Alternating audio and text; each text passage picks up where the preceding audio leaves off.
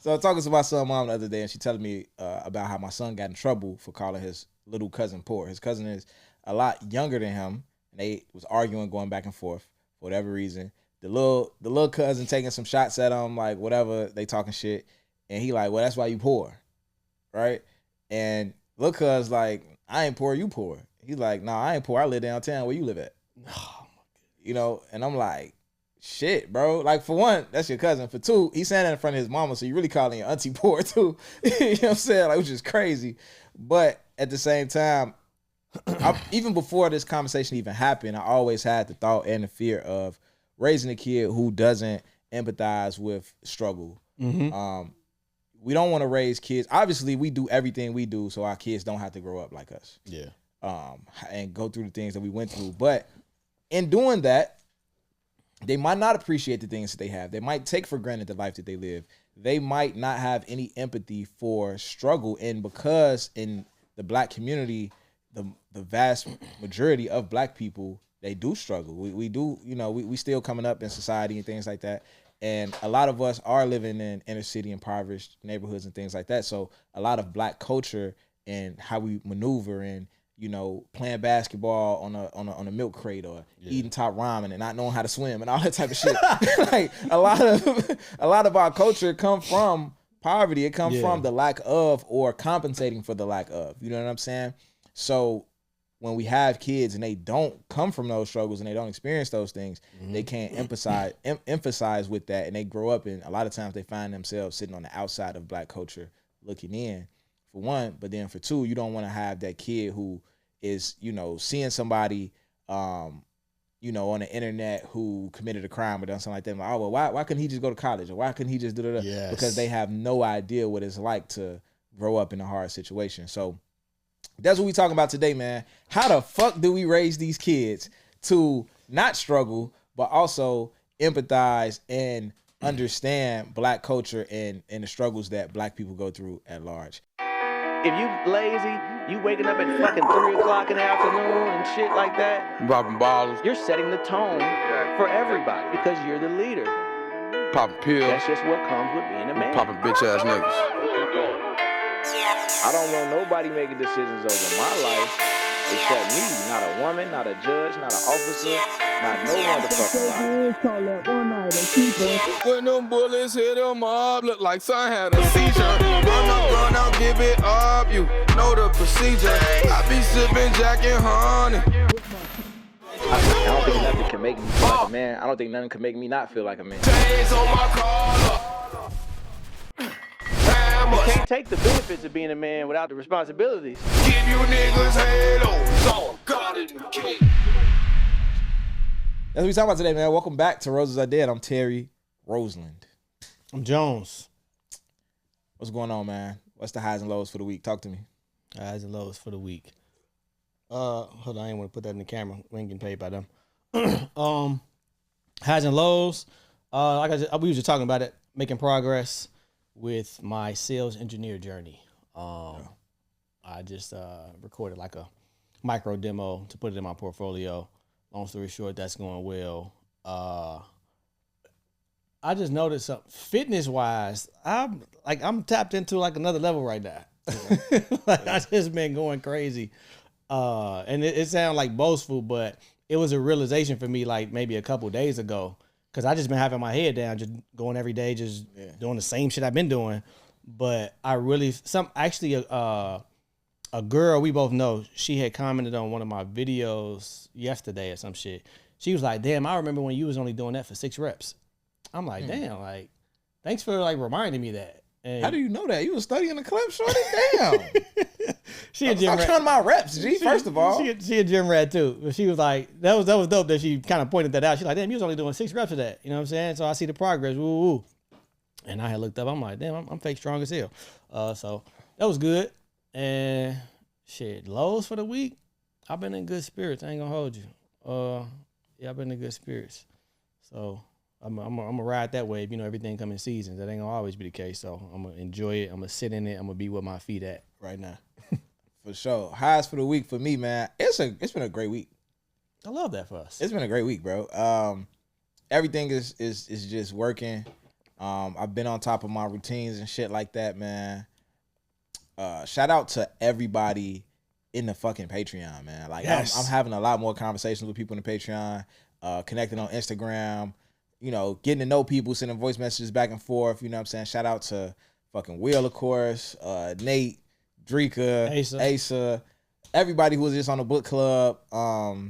Shout out to the book club. We did the book club. That was another highlight of the week. The live was just lit on TikTok yesterday. So everything in podcast world is great. Outside of that, you know what I'm saying?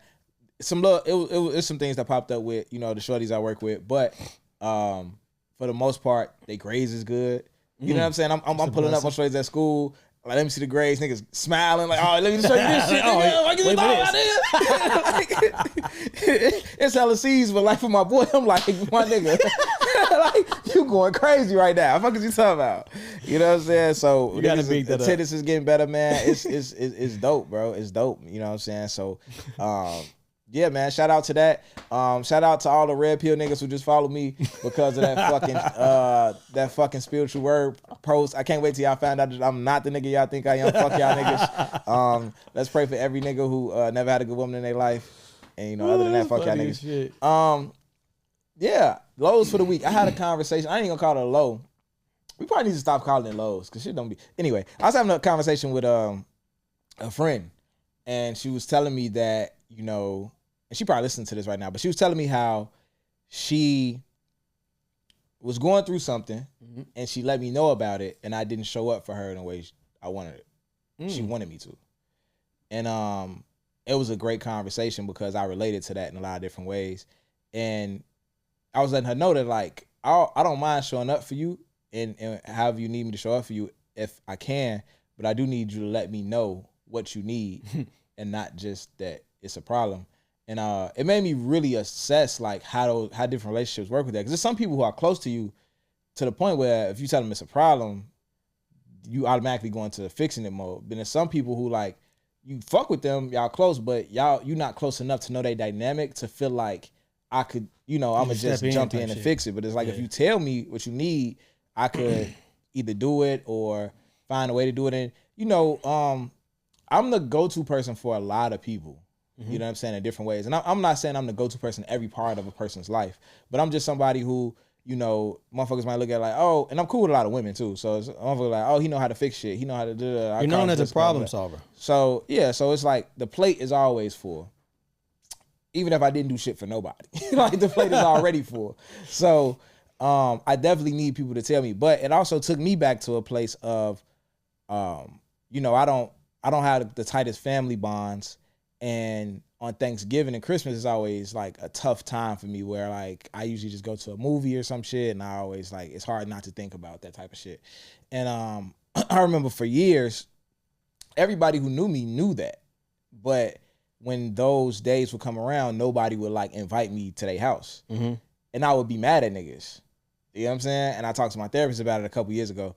And she was like, well, maybe they think that you want to be alone because of your family situations. Or maybe they feel like, oh, well, you dating this girl, maybe you just go to her house or whatever the case may be. And she's like, sometimes you got to tell people what you need.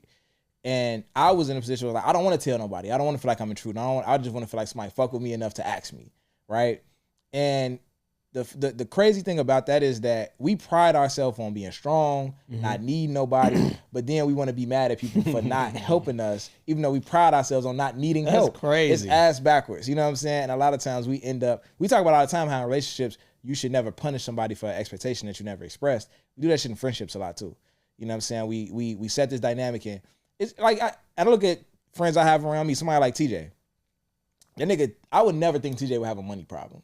I would never think to be like, hey, you need some bread? Like, the nigga had money since I know him. Like, you know what I'm saying? Like, that nigga could lose his house today. It wouldn't cross my mind to be like, you need some bread? Like, I don't know why he lost his house, but he got some money. I know that. Like, you know what I'm saying? Like, that's just how I know this nigga. Like, but so it's like when you set your dynamic, it's the strong friend. Yeah. People never expect you to need help. You know what I'm saying? So sometimes you got to express that. You know, so that's something that I learned this week. And it was a good lesson, man. So shout out to her. And that was a great conversation. Yeah, I can imagine. Because we both was kind of in that boat of like, we just prideful. Like, I don't need no help, and then you be mad when the motherfucker don't help you. You know what I'm saying? For sure. So it sounds like a good conversation. It was a great conversation, man. We got some news for the week. You want to tell them the news for the week? Reverend Jones. I can come up with my own news. I got something to say about all this Kendrick Lamar shit. Go ahead, man. Drake shit, right? So it dawned on me today. It dawned on me today that would you agree that you see there's a lot of Kendrick Lamar fans right now? Yeah, right now, for sure. And if you think about it, like to them, like I've been a fan, nigga. Like this Kendrick Lamar, woo. Yeah. So I was thinking, I'm like, okay, cool. If you're such a fan, why the fuck wasn't he in your Apple replay? Right. Yeah. Like, I ain't done. Okay. Why the fuck?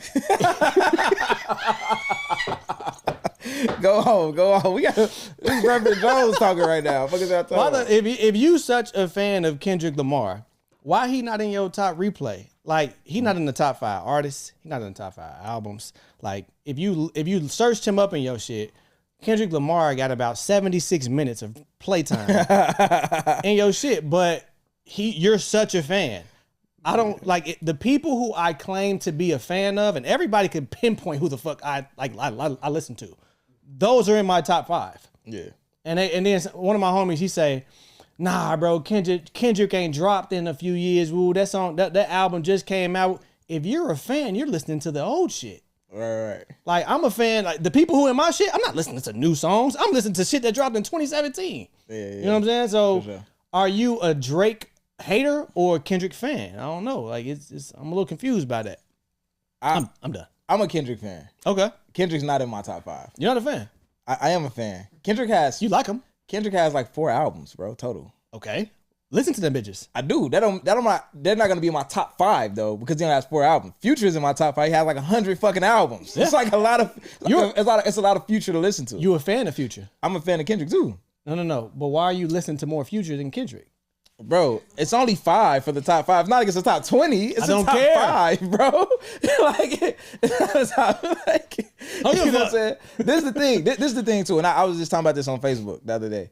Like, Kendrick Lamar doesn't make music that you listen to on any day. Mm-hmm. So as a Kendrick Lamar fan, Kendrick is still not a nigga that you just listen to when you taking a shower, when you like in the car. Like, Kendrick a nigga you listen to when you want to think.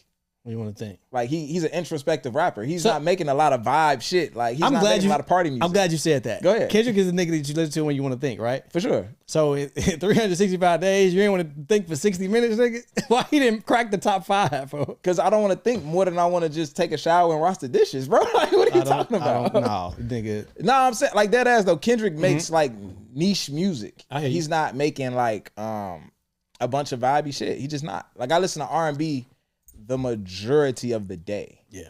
Like, dead ass. You know what I'm saying? Like, I listen to Kendrick. He on my workout playlist a lot.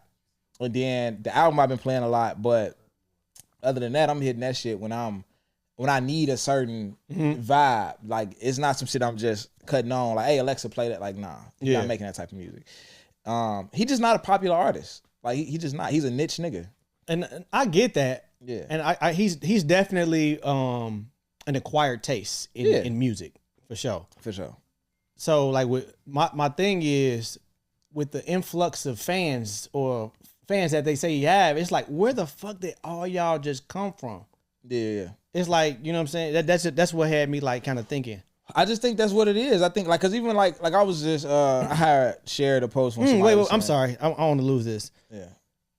Drake, for So Far Gone comes out. Like, shit, that shit was, you know Fire. what type of time it was or whatever. It's almost like, exactly like when a nigga is winning for so long, the only thing left to do is to enjoy seeing him fall. Like, Drake been at the top of the charts and, you know, making all these hits for so long. For sure. It's like, when did all these people start hating him? That's a great question, man, cause Drake has always been like that nigga in music. I'll say this. I don't know if people actually hate Drake or people are glad that somebody called out the things they don't like about Drake. Okay. I've, like, nigga, from So Far Gone to Nothing Was the Same. nigga, there was no bigger Drake fan than me. Like, it just wasn't, bro. Like, from when he started with the mob ties and I'll break your collarbone and we'll slide on this nigga and that nigga, that's when he lost me. Like, and it's like, you know, he still make Passion Fruit. He still make what's the song he made about Chicago? Meet Me Bada Bing. That shit. Like, he still make that type of shit. I love that. Yeah. I love that part of it. But all the other shit that he be on, like all of this, like the songs with Young Thug and all this other shit, like I don't fuck with that shit. And it's just like, nigga, it's just weird. It's just weird to even hear a nigga talk like that you just know not on none of that type of time. Like, for sure. And you not, and it's one thing that, don't get me wrong, we could, because people like to deflect and say like, oh well, all these other niggas lying. These niggas might at least be of that element. You know what I'm saying? Like they rapping about what they've been around, even if they not the nigga that's shooting somebody, or they not the nigga that's doing this. They right hand man doing it, they homie doing it, they grew up seeing it. Drake is just like, it's very, and you already super successful. It's just so unnecessary for you to be talking about shooting niggas and shit like that. So I don't hate Drake at all. I even when they was going beefing back and forth, it was so many people on some like, cause there's somebody in my DM now like, oh, you a Kendrick fan now? You was saying that Drake, that push up song, like the push up song was hard. Fuck is you talking about? Like I still knew Kendrick was gonna win. I was rooting for him to win, but it's just a level of objectivity. Like I don't know these niggas. Like if Drake's this hot, it's hot. I don't give a fuck. But at the same time, like when Kendrick started to call out specific shit about Drake, it was like, yes, nigga, like go on this nigga, cause he wild as hell, G. Yeah. Like you got these fucking barrettes in your head with these duck lips and shit. Like get on his ass, bro. Like cook his ass. 100%. So I think that's what it is. And some people just are dick riding. So there's some dick riding going on too. So yes, some of that is true. Yeah, and I'm not saying this because you can hear me say this and think I'm like a super Drake fan. Drake ain't in my top 5. You just came in that bitch, came in his singing Kendrick with my song. So exactly, you know what I'm saying. So I'm cool with good music, you know what I'm saying. But the dick riding is like, hold the fuck on now, relax, for sure. But like I say, I do think it's a lot of people who might have been fans of Kendrick, but he just also the nigga that you not. It's just like this, right? It's a lot of currency. You never know a nigga is a currency fan until you get in a car and they be like, oh, you listen to this nigga? Yeah. Like, you fuck this nigga too? Like, you know what I'm saying? He a nigga that's like, some niggas just be if niche he's like brought that. up. Then and if a motherfucker be like, oh, you fuck with him? That's the only type of time. Kendrick like that, but he more mainstream, obviously. But it's just like the music OD niche and shit. But anyway, the news I want to talk about: Joe Biden bailing his son out. Oh yeah, as he should. As he fucking should. As a public servant, though. What you mean? You a public servant. You stand in a position where you supposed to uphold the law. So you're not just a father. As fathers, we know we bailing a nigga the fuck out. 100%. Like, but you a public servant though. You're the president right now.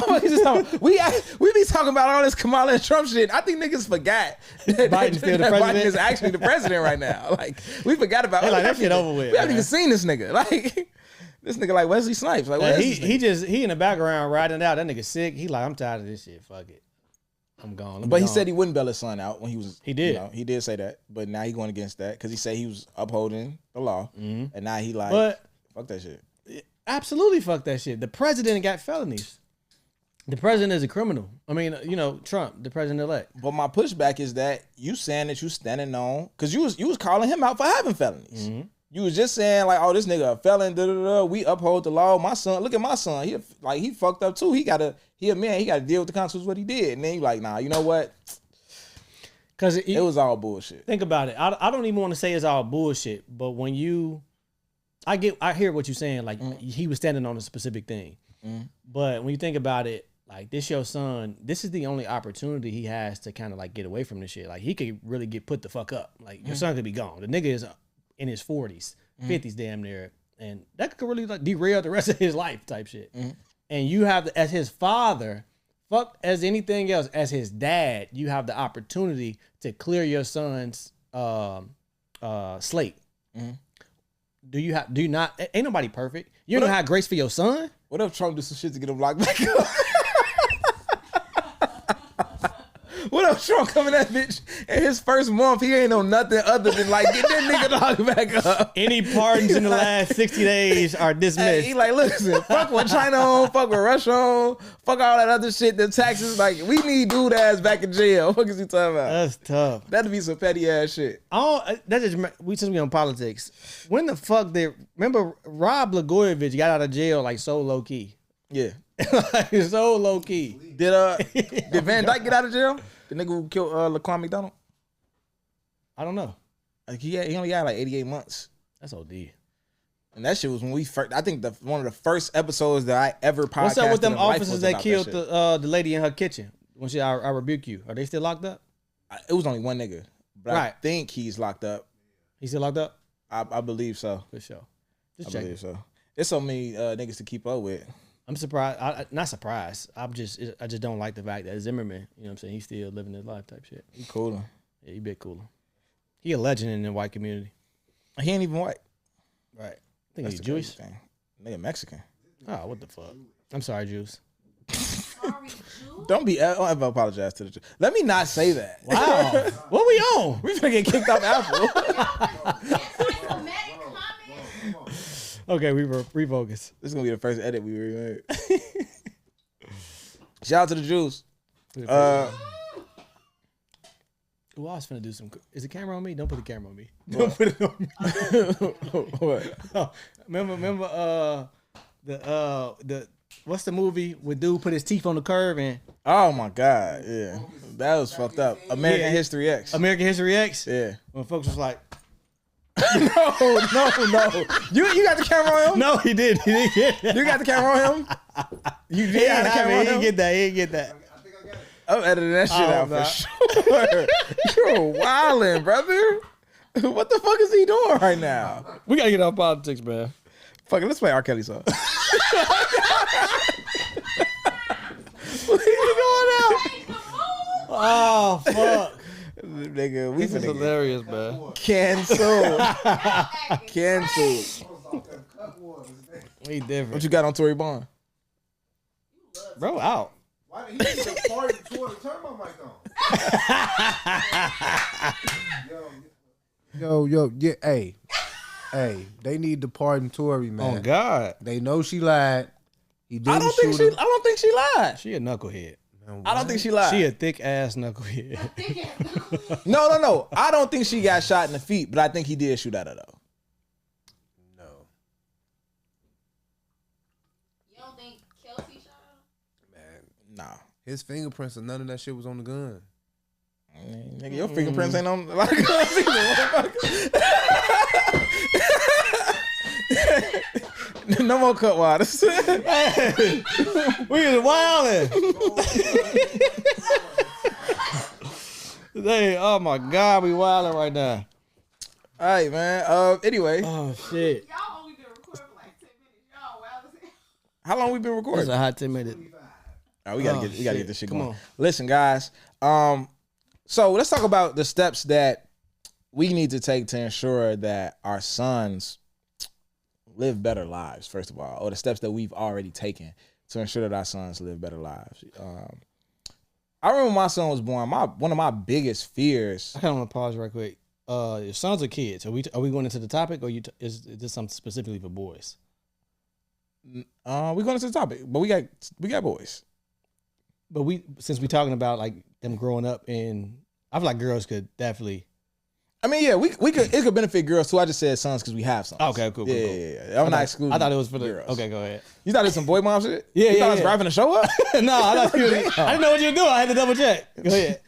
All right, so I'm just saying, like us, is Jones and Terry, the things that we've done. So, like when my son was first born, my biggest fear became like having to tell him that he can't have something because I can't afford it. Okay. Like he deserved it. He worked hard, and he like, can I have this? And I'm like, I don't got it. Yeah. That was like one of my biggest fears. So I feel like a lot of the things I do, a lot of whatever it is that I'm doing to push uphill to get to a certain position. And I'm not like a super money oriented person. I'm more of like a purpose oriented person. But you know, money comes and things like that. I've been able to live up to that. And you know, I always keep them in mind with decisions I make when it comes to financial shit. Mm-hmm. What about you? What you think? When it comes to making sure our sons live better lives, just making him, you know what? I'm gonna go into work ethic, like instilling work ethic in him. So me, I grew up. I'm the only boy, and I'm the youngest. You know, so I got mom, sisters, and you know how that could turn out. Like when women usually hear that, and I'm getting to know somebody, they're like, oh, you got family? Woo, woo. I'm like, yeah, I got, you know what I'm saying, 3 sisters. Oh, any brothers? No. Like, what's the ages? Woo, I'm the youngest. They, this nigga spoiled as hell. This nigga, woo, woo. So when you grow up in that type of environment, that's not the best situation for a man. And I remember my pops, he was always just hard on me. Like, he was always like, nigga, ain't no joking, ain't no woo, because I had my sister keeping me soft, both my sisters keeping me soft, my mom. So if a man grows up like that, you're gonna raise a weak man. So my pops, it was like he made sure he was on top of discipline, make sure, like, you know what I'm saying, I'm handling responsibilities. I have responsibilities, and he was holding me accountable for a lot of stuff. And that's the same thing with my son. So my son is the only child, and you know what I'm saying, he grandchild, my sisters, he it's the same thing, but like damn near worse. You know what I'm saying?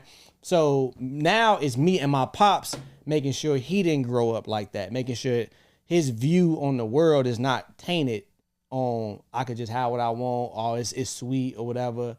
So we make sure we instill him with values. I'm teaching him the same thing my pops taught me. Never stop thinking. Don't go back on your word or whatever. So I think that is extremely valuable. And I know he's not gonna turn out. He is spoiled right now, and I definitely try my best to intercept shit. You know what I'm saying, when I can.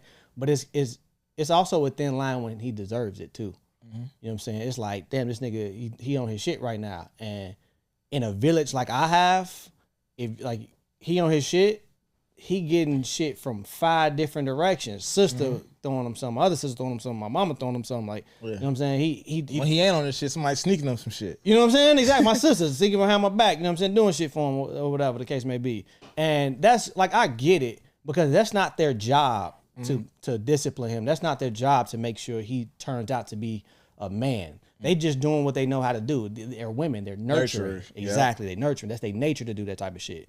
So I got to make sure I'm on top of my shit to make sure he's just a disciplined young man. So that's how I think that what I can do to make sure he, you know, have a good life is showing him discipline and that type of stuff. So he ain't no fucking spoiled brat type shit. Absolutely. I think something else that I do to ensure my son lives a certain life is I'm always careful about, you know, how he presents himself around people, and like how he dress, how he speak, things like that. You know what I mean? And I think that a lot of times when you get around other men, like whether it be your first time going in a barbershop or whatever the case may be, if you talk a certain way, if you dress a certain way, a lot of guys, and you know, niggas just be niggas. Like we kicking it. We ain't always like super thoughtful about how we approach different situations. So a lot of guys might come to a kid that look and dress and talk a certain way and talk to him like a street nigga. Yeah. You know what I'm saying? What up, little folks? Woo, shit like that. Nigga. And he don't understand that shit. But when he starts to understand it, if he might have a desire to go that direction. Yeah. Because he liked how it felt when niggas was showing him that love and embracing him in that way. You get what I'm saying? And that's something that always kind of like was a worry of mine.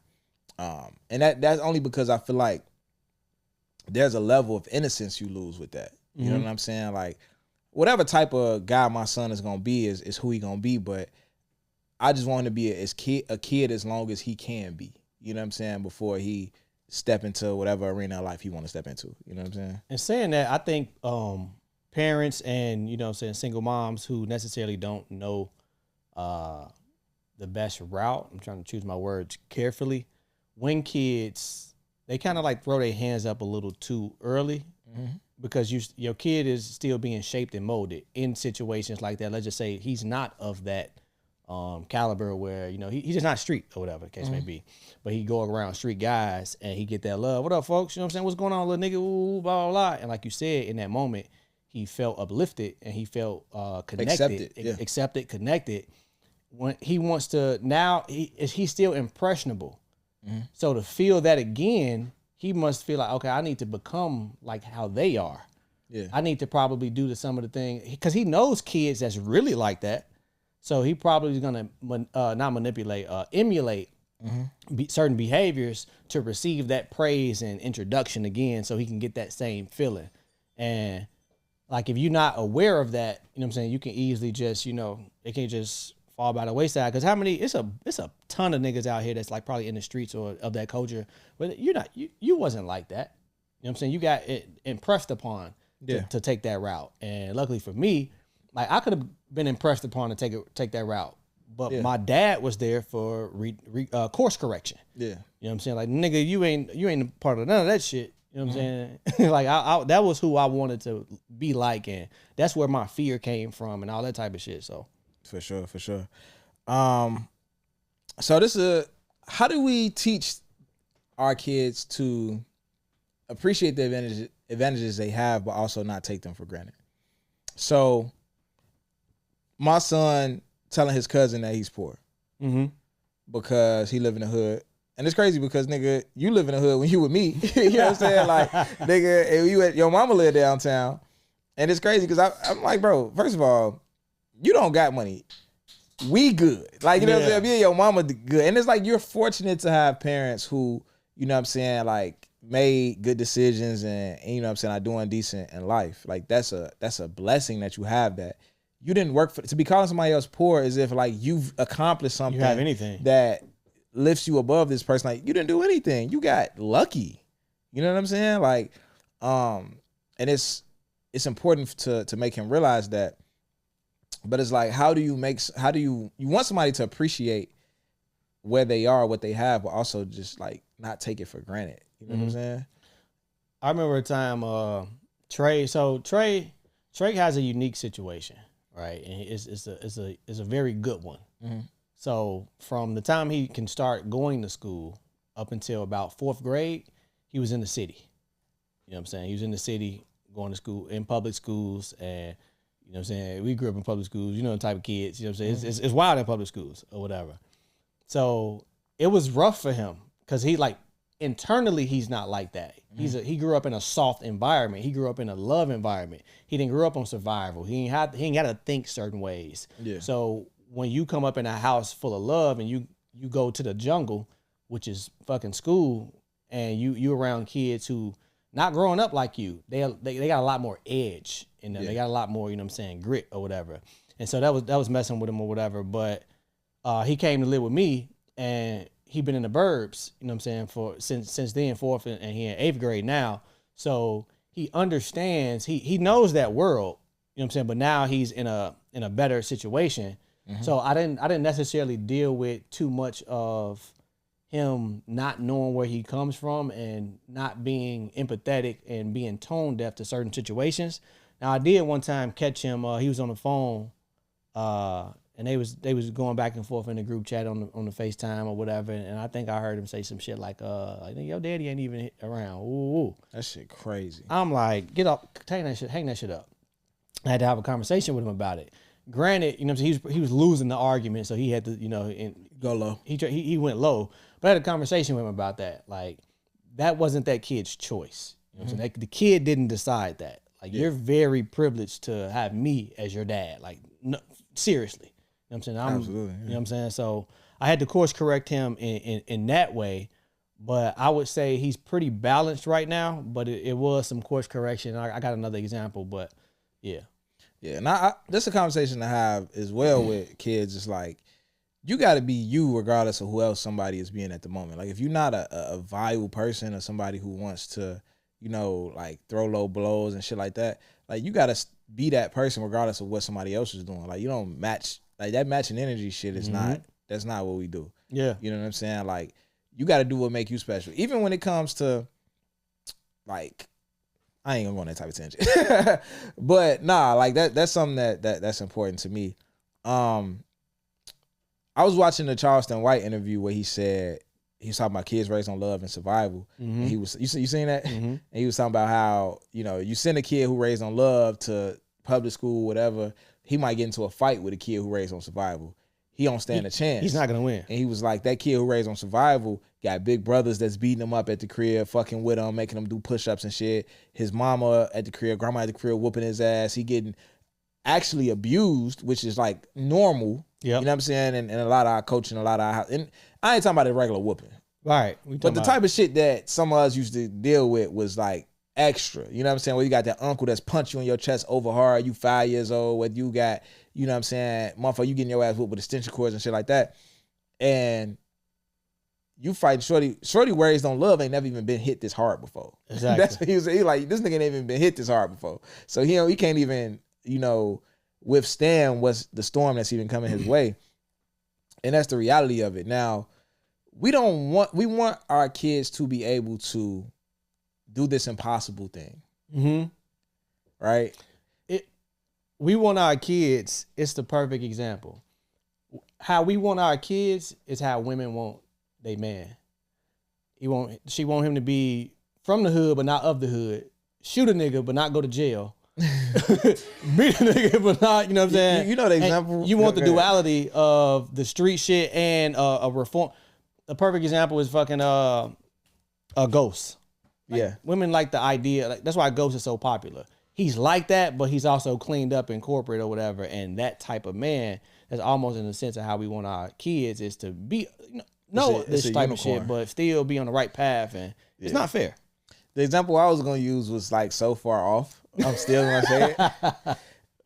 It's like, as men, we want a woman who has little sexual experience. A lot of guys do, right? Yeah. A lot of men in general, men want a woman who has little sex experience, but somehow she's the freakiest woman in the world at the same time, right? It doesn't even make sense. You want her to be a freak, be a slut in the bedroom, but she only fucked 2 niggas. If she fucked more than 2 niggas, my heart finna break and she just a slut, and it don't make sense, right?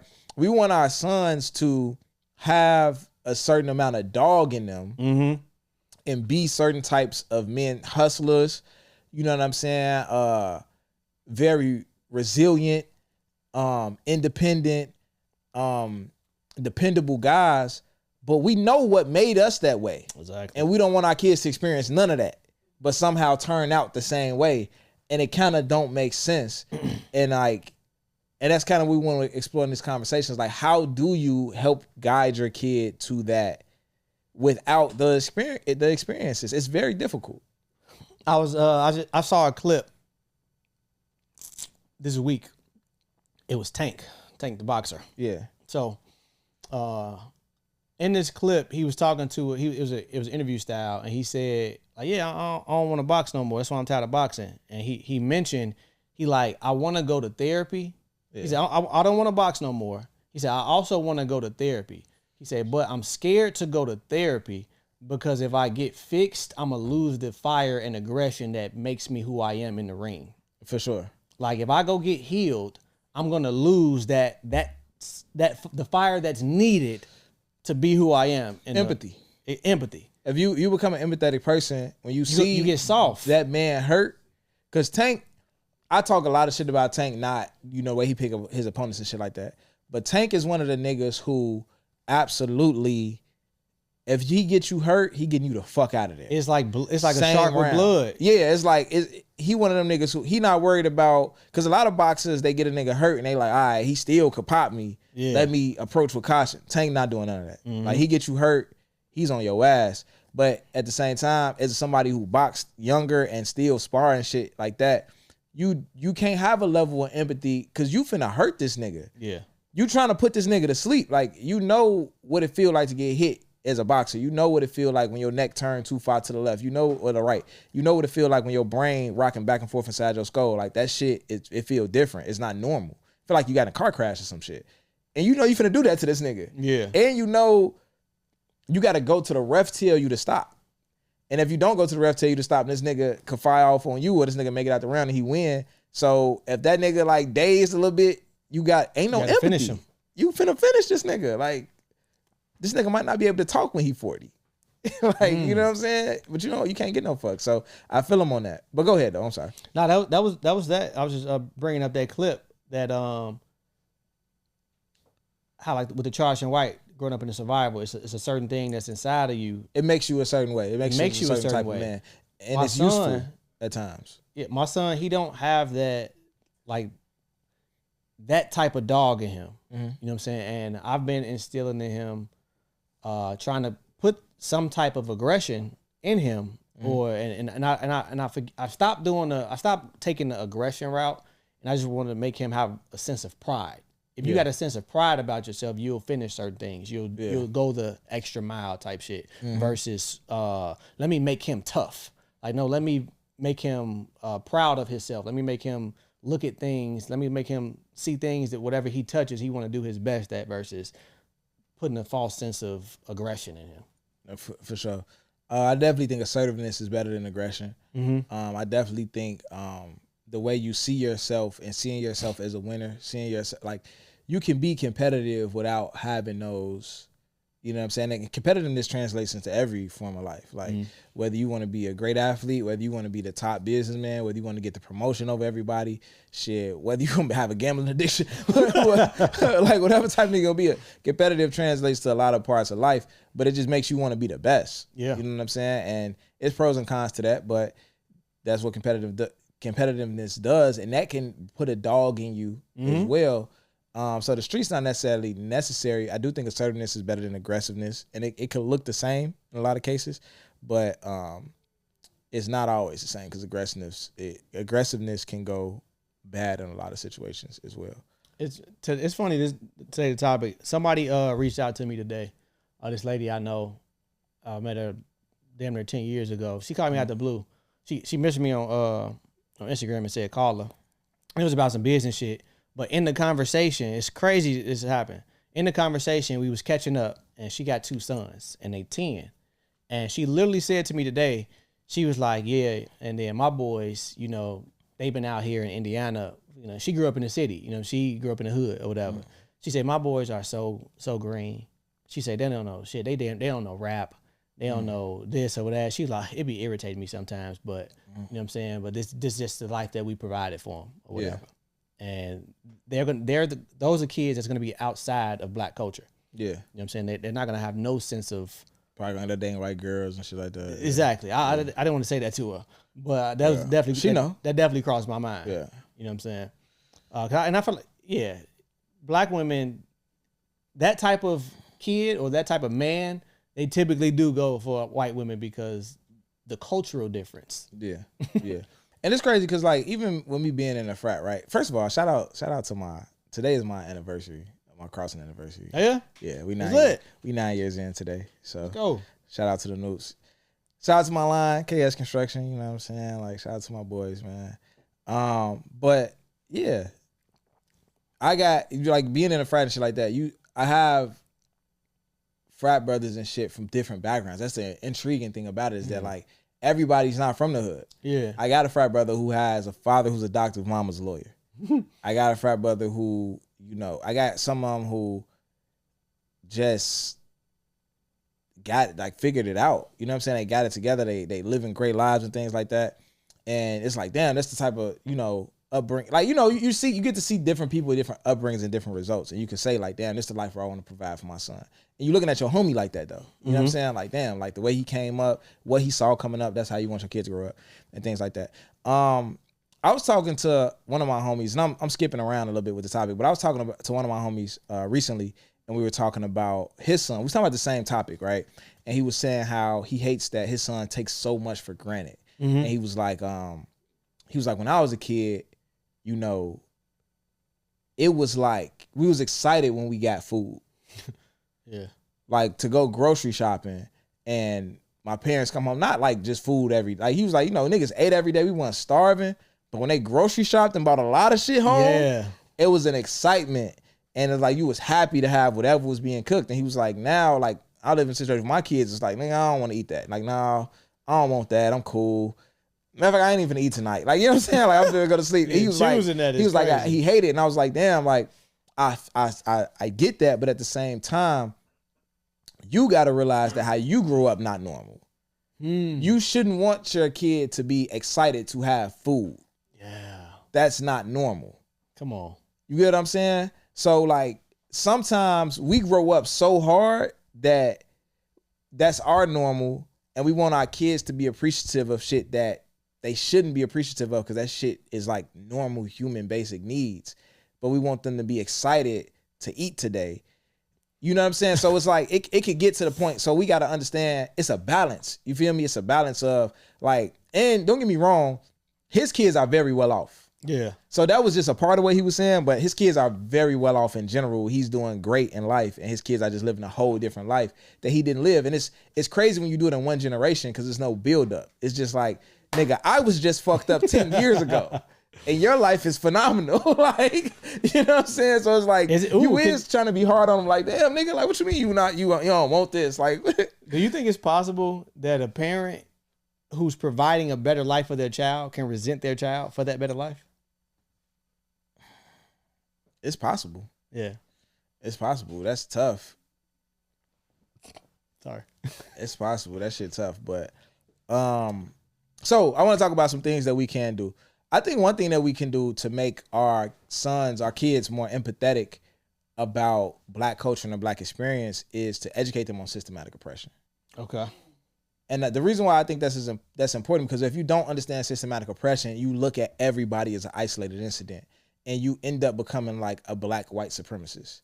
You know what I'm saying? So you end up becoming a guy that's like, oh, well, I made it out. I don't want my son to be one of them like, I made it out. Niggas like, no, you didn't make it out, nigga. I got you out. Like, you didn't, like, you was up, like, you was born in this other situation. Like, so the analogy I always use is like, it be niggas who, if we was all lined up to race, white people and Black people, right? Let's say we was all lined up to race, privileged people, whatever, like, and they snap the gun and say, go. All the white people take off running, but all the Black people got they legs tied together, and we got to hop. The white people taking off on us. And then some nigga figure out how to get his foot loose. Yeah. And niggas is like, damn, show me how to get my foot loose. Da-da-da-da. He like, nigga, no, I'll figure that shit out. I figured it out. You figure it out and take off. And that's kind of what you doing when you say like, oh, he could have made it out. Well, it's like everybody don't have the same skill set as you. Everybody don't have the same advantages as you. Everybody don't have, like, even me, for example, like, I grew up in the hood, so I understand all the elements of it, and I experienced a lot of shit that other niggas experienced outside of the household. Inside my household, there was no struggle. I had 2 parents. We ain't missed no meals. Like, we was good. My next door neighbors, that shit was different. It was hella kids in that bitch. No parents. It was grandparents and shit. Uncles and shit. It was no, like, mom and dad in that motherfucker. So it's just, even like, everybody growing up in the hood ain't even going through the same shit. You know what I'm saying? So it's just important to have that empathy. And I was able to have that empathy even though I grew up with advantages because I grew up in it. You know what I'm saying? Versus like my son not really around, like he don't get it. You know? When I realized when I was in I want to say maybe 6th grade or some shit, that me growing up in a 2-parent household wasn't like the norm. Yeah. We was in class, we talking or whatever, and for whatever reason the subject come up. They like who you live with? Like, I live with my mama. Like, who you live with? I live with my daddy. Like, who you live with? Talking to me. Like, I live with my parents. Yeah. Like, he like, you live with your mama and your daddy? Yeah. Like, nigga, who else I'm gonna live with? Right. Like, you know what I'm saying? And they like, oh damn, that's what's up. That's lit. Ooh, ooh. Yeah. And I'm looking around. I'm like, damn. Like, it's not like y'all don't. That's not happening over there. Yeah. You know what I'm saying? So around 6th grade, I'm like, oh, this is a privilege. Yeah. You know? I remember my mom used to take me to look at Christmas lights. She used to drive me through Beverly. We used to look at Christmas lights. For sure. And them bitches was lit. Yeah. Every year she'd drive me through that. And I'd be like, damn, them motherfuckers nice as hell. Da, da, da. And as I got older, one year I'm like, why are they no lights in our neighborhood? like, why the fuck we gotta drive over here to see Christmas lights? Like, why don't we have Christmas lights at our house? But why is there none in our neighborhood? And that's literally how I realized that we was poor. Like, that's literally how I figured it out. It was Christmas lights. Like, damn. And think about driving to another neighborhood to take your kid trick-or-treating. Driving to another neighborhood, because for one, we ain't trying to walk around this bitch. Exactly. For 2, niggas throwing eggs, frozen tomatoes. I was throwing frozen apples. I was gonna shoot you with the paintball gun. I was the nigga. Like, I was the nigga that was gonna fuck you and your kids up. God damn. But I won't fucking no kids up. I'm just playing. But facts. That's the thing. I lost my train of thought. But going back to the systematic oppression thing, letting your kid understand, like, bro, redlining. Whether you want to talk about like everybody heard about slavery, everybody kind of got kids. It seemed like every kid got their own whatever they was taught about slavery and things like that. But what happened since then? Vagrancy laws, Black Wall Street. I already talked about redlining, the crack epidemic, mass incarceration, the crack laws, like all of these things that happened over the years to like hold Black people back. And it's like, I don't want my son to buy into the narratives that you hear when somebody come along and tell you, "Oh, pull your bootstraps up." I hate that saying. That type of shit. It's just like, bro, my bootstraps made out of cotton. Nigga, you can't pull these bitches up. They gonna break. Fuck is you talking about? Like, it's not the same. And the quote I always go by is like, it is what it is, because it's a level of accountability as well. To whereas on a personal accountability, that's a thing, and you can't ignore that. A quote that's I always value, that's always said, is that Black men or Black people in general, you have to work twice as hard to get half as far. That's the reality. We still got to do the work. It is what it is. You can't let racism stop you, but you also can't act like it don't exist. I want my son to understand that being a C student at the school you go to ain't the same as that kid being a C student at his school. You get what I'm saying? There are certain schools and certain neighborhoods to where the C students at this schools become teachers and accountants and things like that. The C students at this school go to jail. Like, that's just the difference. Like, you know what I'm saying? And it's a different level of opportunities in different places that you're born at. And that's just the reality of it. And there are systems that keep people where they are. If you're born in a poor neighborhood, the school funding is dictated by, you know what I'm saying? The attendance. A lot of it is dictated by property tax. Oh, yeah. Okay. Like, school funding is majority dictated by property tax. So if you live in a poor neighborhood, your school is going to be poorly funded. You're going to get a poor education. It's going to be hard for you to level up in life and get out of that neighborhood because you got you don't have any resources. You get what I'm saying? So now your kids is born in a poor neighborhood. It might not be the same neighborhood, but it's the poor neighborhood, poor education. Like, these things are systematically designed. And I want my son to understand that, like, bro, I got you out of that cycle. Like, don't think that you're better than, or you can look at somebody like they less than because they didn't get out of that. You know what I'm saying? Like, that's not a easy thing to do. And it's other people, your white counterparts and people in better situations to where they don't even have to think about that shit. It's automatic for them. They was born in this neighborhood. They went to this school. They did shit and still ended up being an accountant. You know what I'm saying? That's being an elitist. Yeah. Like, it don't even register. It's like, oh, you're a fucking bum. Exactly. Like, they look at you like the scum of the earth type shit. For sure. And what it looks like when somebody is aware of systematic oppression is, I'm gonna just, me for example, I never look at, it'd be multiple situations where I'd be in maybe business settings or just around our people, and I'll see somebody doing some shit that I just think is goofy, or they're being ignorant or whatever, and I get irritated. But then I'm extremely aware of why you probably think like that, why you probably behave like that, and it's not like you're here. It's like, damn, now I have empathy for you. It's like, this motherfucker just don't know no better. Yeah, you know what I'm saying. Versus somebody who isn't aware of systematic oppression. You looking down on them. It's like, y'all so fucking ghetto. Like, ooh, you don't know no better. Like, why you spending your last on shoes? Why you going out and doing this? Ooh, because the education is different. Like, what we place value on is different. You know what I'm saying? Yeah. Like, in where you grew up, you was taught the right way. Yeah. Like, most of the adults you're looking at raise themselves for sure on their own understanding, and it's impossible to be on the right track raising yourself on your own understanding.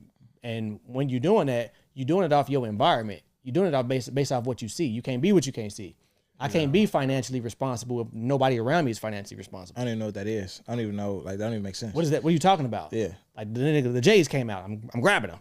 Well, nigga, I spent it and my check come in 2 weeks. Exactly. My account at zero. So what? I'm finna get paid in 2 weeks. Like, that's exactly. normal. Right, I'm finna get paid. My check coming 4 days. It's cool for me that my account to be at zero. I'm just not finna eat for that. Like, you know what I'm saying? Like, I didn't go that far with it. But even just like how black culture works a lot of times, it puts us in a position where we care about the wrong things. You know what I'm saying? Thinking back to going to school, when you talk about growing up, being what you can't see, financially responsible, all of those things. I was in a situation where my parents were working class. Mm-hmm. So they didn't make enough money for us to live great or even comfortably. It was check to check. But they did make too much money for us to get Link and Section 8 and things like that. And my parents owned a home. They were homeowners. I'm in high school with somebody, well, hella people who Section 8, welfare, all of these things, they parents living for free, hustling, doing whatever they doing. They got every pair of mics that come out. My parents, they can't do that. Yeah. They got mortgage to take care of. They not making enough money to have a surplus. But my parents are doing a lot better than your parents. But because they can't buy me the Jordans and your parents can because y'all living for free, when we show up at school, I'm a bum ass nigga. You get what I'm saying? I'm poor. I'm the broke kid because I don't got what you got. But in reality, like, you live in the projects. You get what I'm saying? And it's still not to say that they were less than or that I was less than. It's just to understand that, like, in black culture as a kid, we don't even understand what the fuck really be going on. But now we're chasing something, like, you know, or now we willing to risk whatever we willing to risk to get these items, and our self-esteem has to come from having a new job. I don't even feel good about myself unless I have this item, if I have this product. That's a fucked up thing for a kid to learn at a young age, that I can't feel good about myself unless I got that Pelly, that mics. Like, I need these things. Kanye West, the song. You know what I'm saying? What's the song? You know what I'm talking about? All Falls Down, probably. Yeah. Yeah. A lot of Kanye songs is referring to that type of shit though. This recent another thing, just kind of like not too much backtracking, but how you can raise your kids up to be, you know, better men, and just making sure their awareness of the oppression, you know, is where it needs to be. Yeah. Trey, we was going to the boxing gym, the one you put me on to, on Ada Park. Ada Park. Yeah. So we go into the boxing gym, and I'm up there every day with him. I'm taking him to the boxing shit. Yeah. I'm the only dad in there. All the other little boys, they mama's dropping them off and leaving, or maybe one might stay or whatever. But I'm staying in there. I'm in the gym. I'm watching them. I'm rooting them on. You know what I'm saying? I'm there with him. Yeah. And the other little boys or whatever, I'm peeping, like they pops ain't around. I remember one of the kids asked me, "Can you take me to go get weighed in?" Because my mama's still at work, and I ain't, you know, so I ain't gonna be able to fight if I don't go get weighed in, and my mama can't take me. Can you take me? I'm like, come on, cool. Mm-hmm. So Trey, I'm just pointing that out to him. I'm like, do you see what's going on? Like, do you see how I'm here for you? I'm right here. You're not thinking anything of it. Yeah. These kids look at how they present themselves. They looked poor. You know what I'm saying? The shoes or whatever and all that. And you talking about you need some new shoes because of whatever, some bullshit reason. I'm like, bro, you're privileged. Like, you not even privileged, you blessed. Yeah. Like, you're in a very fortunate. You blessed, you fortunate, you're in a very good situation. Yeah. And he definitely realizes that, you know, having me in his life as active as I am is a privilege. Because even his friends, they were like, "Oh, Reggie, dad, you cool, blah, blah, blah." You know what I'm saying? I'm the quote-unquote cool dad. And there's a lot of kids that just ain't, you know what I'm saying? They just not experiencing that. A lot of little boys just not experiencing that. So I'll point that out to them every chance I get. Like, yo, like they don't have what you have. For sure. We got a lot more to talk about on this topic. There's a lot more I want to touch on this topic. But we're going to do AMP. Okay. We're going to do advice for boy moms, and we're going to get back to it on Patreon. Okay. So go into AMP, and then we're going to, you know. Okay, cool. So as a man,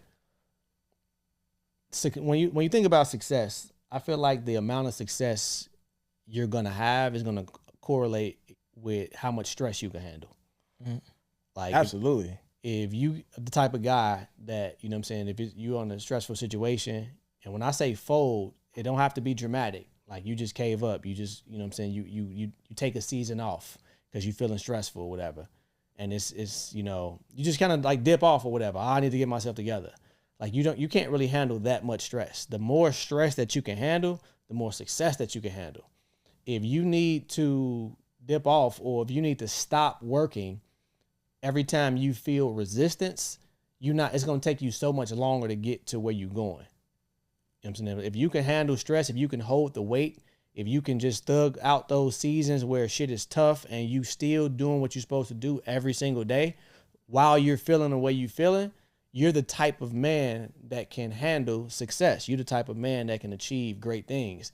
But any type of resistance, anytime it get hard, if you got to take a step back, you need a mental break. And I'm not saying that you shouldn't take mental breaks, but if that's a frequent thing for you, you can't really handle the type of pressure that's going to come with what you say you want. You know what I'm saying? Absolutely. So that's real. That's a clip. Well, For the boy moms, it's important to get your son around a male figure. It's important for them to have male figures in their life, whether it be uncles, coaches, whether it's big brothers, whatever it is, right? But you also have to understand to balance those male figures and to categorize those male figures. Every male figure isn't the same. A lot of times you say, I'll get him around a bunch of men. What type of men is he going around? Every man not responsible. Every man not a great role model, whatever the case may be. There's some men who want to focus on making boys tougher. That's necessary. But we also have to balance that. If every time you send them with Unc and them punch them in the chest, make them do push-ups, that's cool, but you got to balance that with another type of man as well that might be more empathetic, that might be more, teaching them wisdom, knowledge, testing them on different things, teaching them about Black culture, history, things like that. We have to balance it out because we don't want, if his only example is one type of man, then he's going to be very limited in his toolbox on who he can be and what he has to offer to the world and things like that. So just be very cognizant and pay attention to not just the men you bring him around, but what dynamic does he have with the men you bringing him around? What role is that man trying to play? And I don't want to make it seem like people are one-dimensional. You might have a brother, who's an uncle to your son that's a street guy. That don't mean that's all he got to offer. No one's one-dimensional. It's other things. But that might be his focus on what he's trying to deliver to your son, right? You might have a coach who's like trying to teach life lessons, but that's it. He don't want to talk to your son about his grades or different things like that. So diversify the type of men that you bring them around. Pay attention to the type of men that you bring them around and try to fill in the gaps on what's not being offered by the type of men that you bring them around, right? So we don't want to put this umbrella statement out there like, oh, just put him around some male figures, he'll be okay. That's not always the case. You know what I'm saying? So, but that's all I got, man, for the boy moms today. Wrapping up the show, man. That's all we got for y'all. If you on Patreon, you know what I'm saying, check in with us. We're going to keep it going. We got a lot more to talk about on this topic. Everybody's listening on Apple, Spotify, YouTube, whatever you're listening on. We appreciate y'all. We finna go behind this Patreon wall. We hit y'all later, man. Whatever you chasing in life, make sure you just going full speed out there, man. Shoot. We out. It's all God in the cage.